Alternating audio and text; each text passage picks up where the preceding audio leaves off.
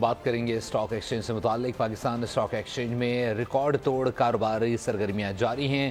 Stock market نے ایک اور تاریخی سنگ میل عبور کر لیا ہے۔ مارکیٹ پہلی بار 95,000 کی سطح عبور کر گئی ہے۔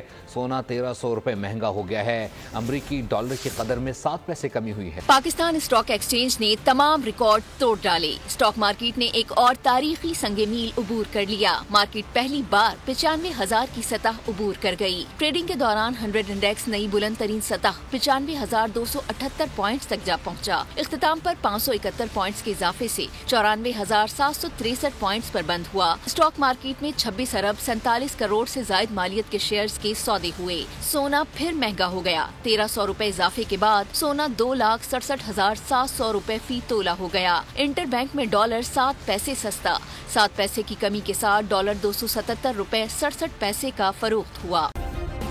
سبسکرائب کریں اور بیل دبائیں تاکہ کوئی خبر رہ نہ جائے۔